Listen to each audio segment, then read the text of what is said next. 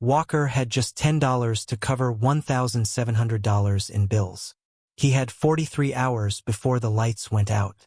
And he had an 11-year-old daughter waiting at home who still believed her dad would bring her something for dinner. The $10 bill in Walker Webb's hand wasn't money anymore. It was a choice. Rent or electricity. His daughter's medication or food. Thursday night or Monday morning. He stood on the Clark and Division platform watching Red Line trains swallow and spit out passengers. People whose biggest decision that evening was probably what to watch on Netflix. That's when he heard it. It wasn't crying. It was something worse. The sound of someone swallowing a scream. He turned. An elderly woman sat crumpled against the subway wall. Her walker folded beside her like an SOS flag. She held a piece of paper in shaking hands, reading it again and again, like repetition might rewrite reality. Her coat had been expensive once. Her glasses sat crooked on her nose. Her whole body looked like it was apologizing for taking up space. Every survival instinct Walker had developed over 3 years of single fatherhood screamed the same thing. Keep walking. Get on the train. Take that $10 home. Turn it into something, anything that would keep his daughter fed one more night. But the way she sat there hopeless, like she was trying to disappear in public, made him walk over anyway. You'd think this is one of those stories where a good deed gets rewarded immediately. It's not. What actually happened was so much stranger and so much more devastating that when it finally made sense, it was already too late to walk away. "Ma'am? Are you okay?" She looked up, startled. Her eyes were brown and wet, looking weak behind thick glasses that sat crooked on her nose. "I'm fine, young man. Thank you for asking." Her voice was cultured, educated, but it cracked around the edges. Walker glanced at the paper in her hands. It was a medical bill. He could see the numbers even from where he stood. Balance due, $8,340. "Is there someone I can call for you?" he asked gently. Her face showed something he didn't expect. "My daughter was supposed to meet me here an hour ago. We had an appointment at the clinic on Sheffield. She was going to drive me home afterward." She gestured vaguely toward the street exit. "But she texted. Something came up at work. I can't come. Do you have cab fare? I can help you get one." "I don't." The woman stopped, her pride visible in the way she straightened her spine. Then it crumbled. "I spent my last money on the clinic copay. I thought my daughter would be here. I didn't plan for any of this." Walker looked at the $10 bill in his hand and back at the woman. Then at the departure board showing the next southbound train. The one that would take him home to his daughter, arriving in 4 minutes. He made a choice that felt completely insane. He didn't want to abandon the old woman suffering under the cold, wicked weather. "Where do you live?" "Evanston. But I couldn't possibly find a way home." "Come on. We'll get you an Uber."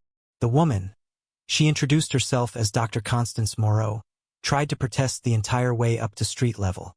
Walker ignored her protests the same way he ignored the voice in his head screaming that he was an idiot for about using the last $10 that his daughter was to survive on a total stranger who might actually be a scammer. The Uber estimate to Evanston popped up, and he already knew it was too much. $24. More than double what he had. He opened his bank app. Available balance, $4.73. If he used his debit card and the $10 bill, he could barely cover it. "Barely. It's a little more than I expected," Walker said, trying to keep his voice light. "But we'll make it work. Do you have a preferred route? Or should I just—" "Young man." Dr. Morrow's voice was louder now, the shakiness gone. "What's your name?" "Walker Webb." "Walker, I'm going to ask you a question, and I need you to tell me the truth. How much do you have on you? Was that all you had?" Walker opened his mouth to lie, but the look she gave him made the truth come out instead. "Yeah, it was. And you were going to use it for dinner for yourself, right?" "Yes. And Beverly, my daughter. She's 11. Dr. Morrow's eyes filled with tears again. "Then you are not spending it on me. I won't allow that. Absolutely not. I'll figure something out. I'll call my daughter again. Dr. Morrow, when's the last time you ate?" She froze. "This morning. A piece of toast." Walker ordered the Uber. The driver, a tired-looking man named Paolo, didn't say much during the ride. Walker sat in front. Dr. Morrow sat in back, staring out the window with an expression Walker couldn't quite read. When they pulled up to her building, a modest apartment complex that had seen better decades, Dr. Morrow turned to Walker. "You remind me of someone," she said quietly. "My late husband. He used to do foolish, beautiful things like this. I'm not sure it was beautiful. Might have just been foolish." "No." Her voice was certain. "It was beautiful. And I'm going to remember it." She got out, unfolded her walker with practiced efficiency, and disappeared into the building without looking back. Paolo turned to Walker. "That'll be $24.80. Walker handed over the $10 bill and his debit card, watching his bank balance drop to -$9.07. The overdraft fee would hit tomorrow. Another $35 he didn't have. Another foolish decision he has made out of always trying to help the needy, when himself needed help more. When he got home to their third-floor walk-up in Pilsen, Beverly was doing homework at the kitchen table. Mrs. Doris from next door sat on the couch, knitting and watching the evening news with the sound off. "Daddy!" Beverly jumped up, her braids flying. She crashed into him with all the joy she had. "Hey, baby girl. You finish your math?" "Almost. Mrs. Doris helped me with the hard ones." She looked up at him with eyes exactly like her mother's, the mother who'd walked out when Beverly was 8, deciding that poverty and motherhood were incompatible. "Are we having tacos tonight? You said maybe tacos." Walker felt his heartbeat starting to increase. He'd promised her tacos, including ground beef from the dollar store, tortillas, cheese. Nothing too expensive and fancy. But he'd promised. And he'd just given away the money to a total stranger who disappeared without a simple thank you. Mrs. Doris saw his face. She stood up, gathering her knitting into a canvas bag covered in cats. "I made too much pork and rice. Enough for a week. You take some home. Okay? I don't want it to spoil." "Mrs. Doris, I can't." "You take it or I throw it away. Those are the choices. Which do you prefer?" Her tone left no room for argument. She disappeared into her apartment and returned with 2 containers of food that smelled like heaven. Probably cost her $20 to make, and she was giving it away because his pride couldn't handle accepting charity but could handle preventing waste. After Beverly was asleep, her stomach full of Mrs. Doris's cooking, Walker sat at the kitchen table with his laptop open. He was a graphic designer, or had been, before the company downsized and his position became redundant. Now he freelanced when he could find work on Indeed or LinkedIn, which wasn't often enough. Moments later, his phone buzzed. A text from an unknown number popped up on the screen. "This is Dr. Constance Morrow. I hope you don't mind. I looked you up on LinkedIn and used the number there. I wanted to say thank you. What you did today mattered more than you know. If you ever need anything, please don't hesitate to reach out. I mean it." Below the message was her phone number. Walker stared at it for a long time. Then he saved the contact and went to bed, trying not to think about Monday's rent or tomorrow's overdraft fee or the fact that he'd just given his last $10 to a stranger. 3 days later, on Sunday morning, Walker's phone rang with an unsaved number. "Mr. Webb? This is Constance Morrow. We met on Thursday at the train station." "Dr. Morrow. Hi. Is everything okay?" "More than okay. I have a question for you, and I need you to answer honestly. Are you employed currently? I need help with something, so I thought to reach out to you." Walker's hand gripped his phone tightly. "I freelance as a graphic designer." "Why do you ask?" "Because I'd like to offer you a job." Took him a second to process what he'd just heard. He thought he'd misheard her. "I don't understand. I'm 83 years old, Mr. Webb. I was a literature professor at Northwestern for 41 years before I retired. I'm writing my memoirs, a book about teaching, about literature, about the life of the mind. But I have a problem. I can think clearly. I can compose sentences in my head. But my hands." She paused. "Arthritis. It's very severe. I can barely type anymore. Handwriting is worse. I need someone to help me get the words out of my head and onto the page." "Like a ghostwriter?" "More like a scribe. You'd come to my apartment 3 days a week. I dictate. You type and help me organize my thoughts visually. I know you're a designer. I looked at your website. Your work is extraordinary. I think you could help me create something beautiful, not just readable. Walker's throat was tight.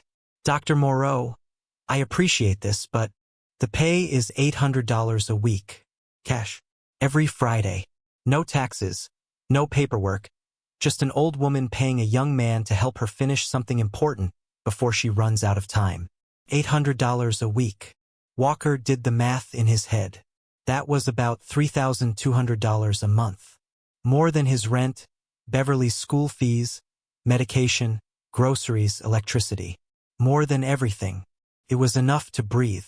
When would I start? Tomorrow. 9 a.m. if that works for you. It worked.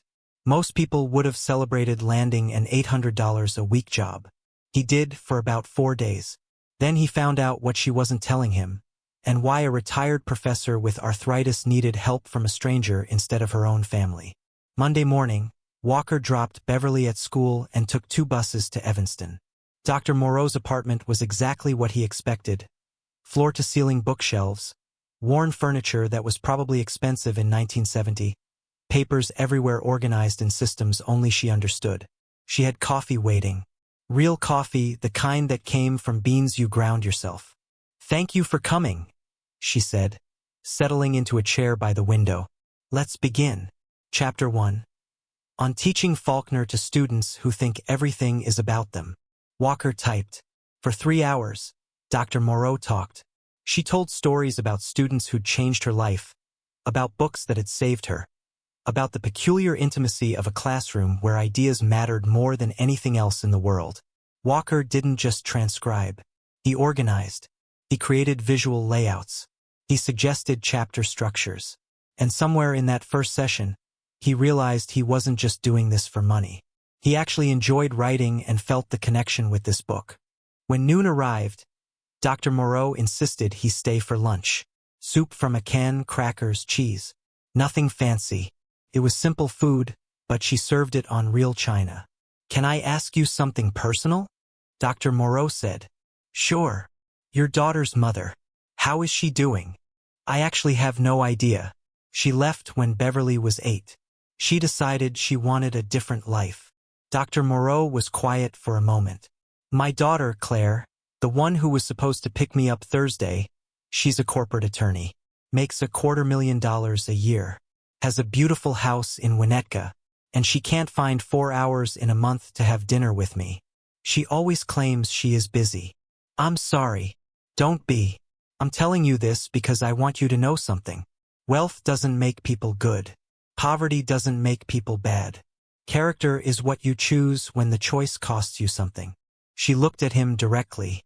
"You chose to help a stranger when it cost you everything. That tells me who you are. If you're watching this and thinking about a choice you made that cost you something, hit subscribe. The stories on this channel aren't about perfect people, they're about the real ones. And what's coming next is going to test everything you just heard about character." Walker didn't know what to say to that. "Friday," Dr. Morrow continued. "I'll have your first week's payment. But I want to give you something else too. Come with me." She led him to a small bedroom that had been converted into an office. In the corner sat a desktop computer, newer and better than anything Walker ever owned. "I bought this 3 years ago thinking I'd write the book myself. Never used it. The keyboard hurts my hands too much. It's yours if you want it. Take it home. Use it for your freelance work. Consider it a signing bonus." Walker stared at the computer. It was worth at least $1,500. "Dr. Morrow, this is too expensive to give away for free. I can't take it." "You can. You will. Because I'm telling you to. Because you need it more than I do. Because this is what people do when they care about each other. They help." That Friday, Dr. Morrow handed him an envelope with $800 in cash. Walker held it like it might disappear. "Same time Monday?" she asked. "Absolutely." On the bus home, Walker counted the money 3 times, making sure it was real. Then he stopped at the pharmacy and refilled Beverly's prescription without checking the price first. He stopped at the grocery store and bought real food, vegetables, meat, bread, milk, everything they needed. He paid the electricity bill online from his phone. When he got home, Beverly was at Mrs. Doris's. He knocked on her door. "Walker? Everything okay?" "Yes. I have got good news," he said, putting on a happy smile. "I got a job. A real job. I wanted to thank you for the food last week, and to ask if you'd be willing to watch Beverly 3 mornings a week. I can pay you now. Properly." Mrs. Doris got teary. Of course I'll watch her." For dinner that night, Walker made tacos.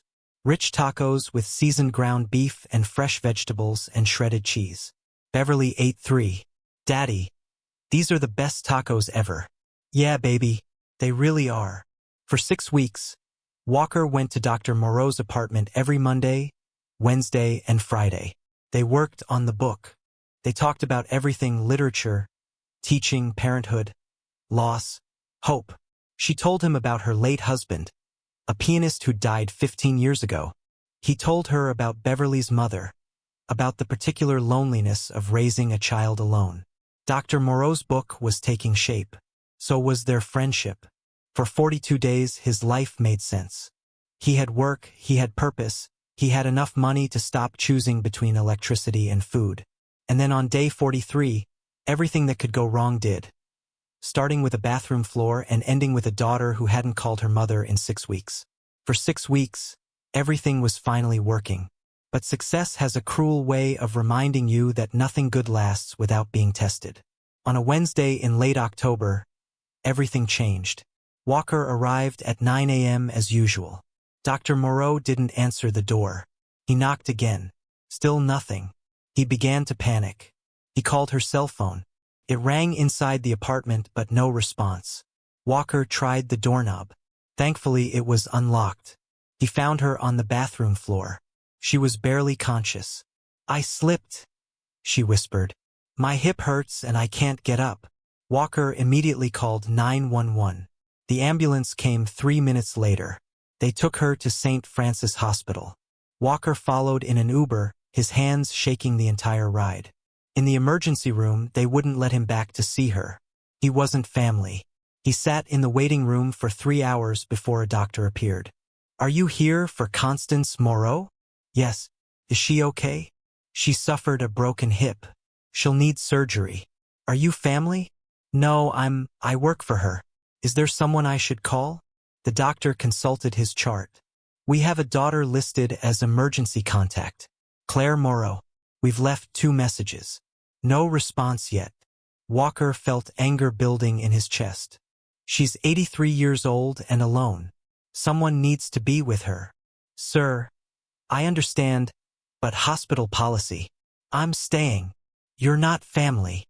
"Then make me family." The doctor looked at him for a long moment, then sighed. "Room 314. But if her actual daughter shows up and objects, you're out." "Understood." "Understood." Walker agreed. Dr. Morrow was asleep when Walker entered her room. She looked smaller in the hospital bed, fragile in a way she never had before. He sat in the chair by the window and waited. She woke up around 6 p.m., confused and groggy from pain medication. "Walker? What are you doing here?" "Where else would I be?" Her eyes filled with tears. "You don't have to stay." "Yes, I do." At 7:30 p.m., Claire Morrow finally showed up. She was exactly what Walker expected. Expensive suit, expensive bag, expensive irritation at having to be there. "Who are you?" she demanded when she saw Walker. "Walker Webb. I work with your mother." "My mother doesn't have employees. I help her with her book. I've been coming 3 days a week for 6 weeks. Claire's eyes were already red. "Her book? You mean the memoir she's been threatening to write for a decade? And you're what, her ghostwriter?" "I'm her scribe." "How much is she paying you?" "That's between me and your mother." "Like hell it is." Claire turned to Dr. Morrow, who was awake now and watching with an expression Walker couldn't understand. "Mother, how much are you paying this man?" "That's none of your business, Claire. Everything about your finances is my business. I'm your power of attorney. Only for medical decisions. Not financial. Medical, financial, it's all connected. You can't afford to waste money on people who don't belong here when you have medical bills you can't pay. Dr. Morrow's eyes now red out of anger. Get out now. Excuse me? I said get out. You show up 3 hours late. You haven't called me in 6 weeks. And now you want to lecture me about my choices? Get out of my room. Mother? I said get out. Claire left, her heels clicking sharply against the linoleum. Dr. Morrow looked at Walker. I'm sorry you had to see that. I'm sorry she's like that. She wasn't always like this. She used to be kind. Then she got successful and forgot what kindness looked like. The surgery was scheduled for Friday morning. Took 4 hours. Walker sat in the waiting room, checking his phone every 5 minutes even though he knew there wouldn't be updates that fast. Claire showed up an hour into the surgery, saw Walker, and sat on the opposite side of the room without speaking to him. When the surgeon finally appeared, both Walker and Claire stood simultaneously. The surgery went well, the surgeon said, but recovery will be lengthy, 6 to 8 weeks minimum. She'll need round-the-clock care initially, then gradually transition to independence. Does she have family who can help? Claire opened her mouth, then closed it. I'll help, Walker said. Sir, this is full-time care we're talking about. Bathing, dressing, medication management, and physical therapy assistance. I'll figure it out. Claire finally spoke. My mother is going to a rehabilitation facility. That's the appropriate place for someone in her condition. She'll hate that, Walker said. What she hates is irrelevant. It's what's medically necessary. They argued in the hallway while Dr. Morrow was in recovery. Claire pulled out research about rehabilitation results. Walker talked about dignity and preference and Dr. Morrow's explicit wishes. Finally, Claire played her trump card. You can't afford to take care of her. You're a freelancer making barely enough to survive. I looked you up. I know about your situation. You're in no position to provide adequate care. She wasn't wrong. On paper, he had no business taking care of an 83-year-old woman recovering from hip surgery. But life doesn't happen on paper. And what he was about to commit to would either prove he was the most selfless person in that hospital, or the biggest fool of the century. And you are? When's the last time you had dinner with her? Claire didn't like that. That's not why we are here. This isn't about. It's exactly about that. She doesn't need a facility. She needs someone who actually gives a damn. And that's you? Some stranger she met 6 weeks ago. This is the moment where most people would walk away. If you want to see what happens when someone refuses to give up on the people who matter, make sure you're subscribed, because the next decision he makes will either make or destroy him. Yeah, that's me. When Dr. Morrow woke up in recovery, both Walker and Claire were waiting.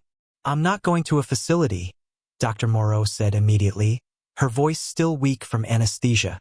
Mother, you need professional care. I need Walker. Claire looked like she'd been slapped.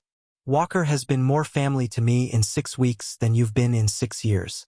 So here's what's going to happen. I'm going home. Walker is going to help me, and you're going to either support that or get out of my life entirely. Those are your options. Claire left without another word. The discharge took 2 days to arrange. Walker used the time to prepare. He called Dr. Morrow's insurance and navigated the labyrinth of home health care approvals. He scheduled physical therapy sessions. He bought a shower chair and installed grab bars in Dr. Morrow's bathroom using YouTube tutorials and determination. When Dr. Morrow finally came home, Walker had transformed her apartment into something that could support her recovery. She cried when she saw it. How did you afford all this? I didn't. I called in favors, borrowed tools, got creative. Don't worry about it. The first week wasn't easy for both parties. Dr. Morrow couldn't do anything alone. Walker helped her dress, helped her to the bathroom, helped her manage pain that left her gasping and gray.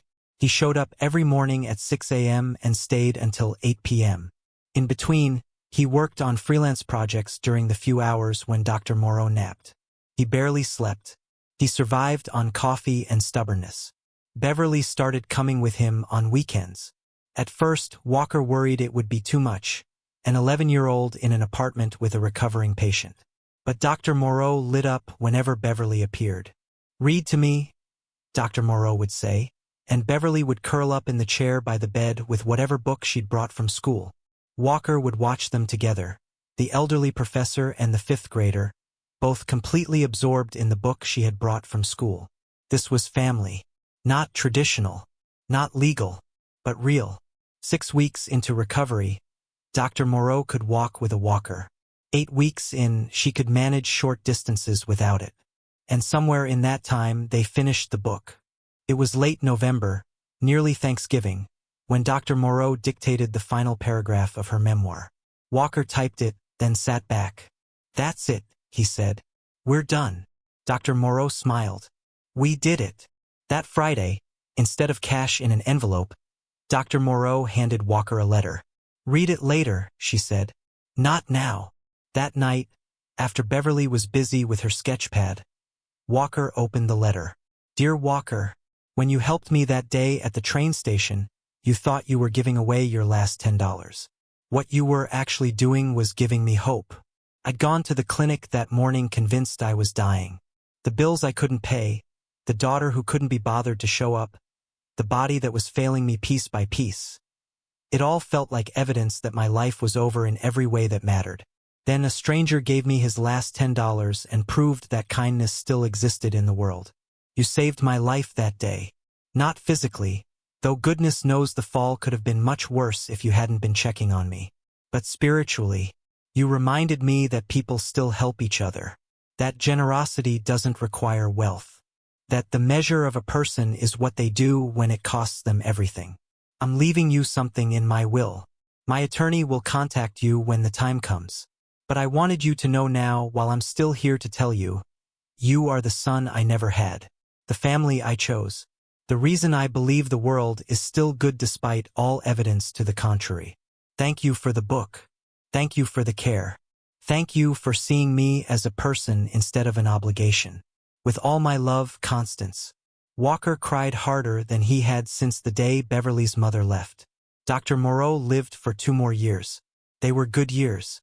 She regained her independence, started volunteering at the library, attended Beverly's school events like a proud grandmother, became a fixture in Walker's life in a way that felt permanent and necessary.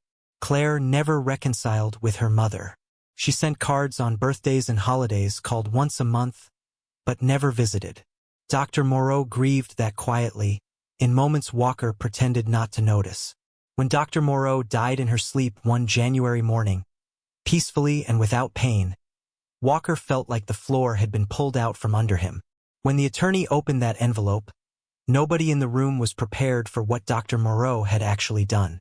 Not her daughter, not the lawyer, and definitely not the man who'd once given away his last $10 just to get her home safely. Death has a way of revealing what people really thought of you. And when that attorney opened the envelope and started reading, the number he said out loud made one person in that room get furious, another start crying, and a third wonder if they'd heard it wrong.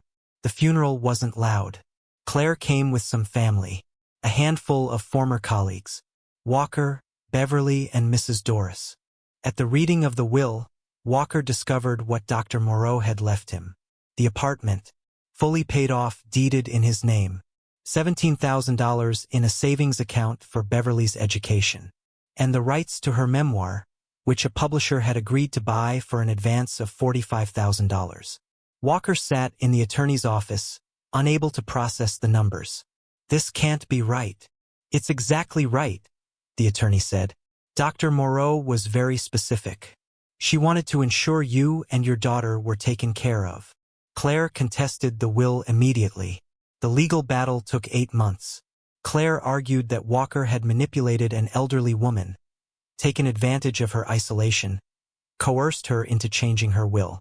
Walker showed up to every deposition, every hearing with documentation of every interaction, every expense, every moment of care he'd provided. The judge, a woman in her 60s with the eyes that noticed everything. Then she asked Claire a single question. "When is your mother's birthday?" Claire went mute. July. I think July." "You've challenged the will," she said evenly. "But you can't recall your own mother's birthday." The courtroom stayed quiet. She turned to Walker and asked, "Mr. Webb, when is Dr. Morrow's birthday?" "September 14th. She liked chocolate cake with vanilla frosting." The judge nodded once. "That's enough. After careful review of all the evidence and testimony before me, this court finds no evidence of coercion or manipulation," she said. "What I do see is consistent care and documented involvement. There's no basis to overturn this will," she said. Petition denied. That night, Walker stood inside the apartment that was now his. Beverly was asleep in the room that had become hers. Mrs. Doris had helped them move in gradually over the past weeks during the trial. He walked to the window where Dr. Morrow used to sit and dictate her book. Outside, Chicago glittered in the cold January night. His phone buzzed. A text from the publisher. "Dr. Morrow's memoir just hit the bestseller list. Congratulations. The royalties check should be substantial." Walker thought about that Thursday afternoon on the train platform. About the $10 bill that had been the difference between food and hunger. About the choice that had felt insane at the time. He thought about Dr. Morrow's voice dictating stories about Faulkner and teaching and the life of the mind. About the way she'd looked at Beverly like she was precious. About the letter that had called him family. Some people spend their whole lives searching for purpose. Walker had found his on a subway platform, holding his last $10, making the choice to help someone who needed it more. And that choice had changed everything. Not because Dr. Morrow had been rich, though the inheritance had certainly transformed their material circumstances, but because she taught him something his poverty had almost destroyed. That generosity creates connection. That helping others doesn't diminish you. That family isn't about biology, it's about showing up. 3 years later, Walker runs a small design firm from the Evanston apartment. Beverly is 14, thriving, talking about becoming a teacher like Grandma Constance. On the bookshelf in the living room sits Dr. Morrow's memoir, dedicated to Walker and Beverly, who reminded me what family means. And in Walker's wallet, behind his driver's license, is a $10 bill. Not the original one, he'd spent that on the Uber, but a new one, crisp and clean. He keeps it there to remember the day he had nothing and gave it away anyway. To remember that the best investments aren't financial, they're human. To remember Dr. Constance Morrow, who taught him that the richest thing you can give someone isn't money. It's the choice to see them, to stay, to care. That $10 bill reminds him that kindness isn't about what you can afford. It's about what you choose when the choice costs you everything. If this story has taught you that generosity matters even when you have nothing to give, take a moment to like this video and share it with someone who needs to remember that kindness still exists. And if you've ever been the person who gave out of what you have or your last bit of something to help a stranger, drop a comment. Tell me your story, because those moments are really special. And if you haven't subscribed yet, now's the time. Subscribe to this channel for more stories about real people making impossible choices and discovering that the best things in life can't be bought, only given away. I'll see you in the next one. I love you.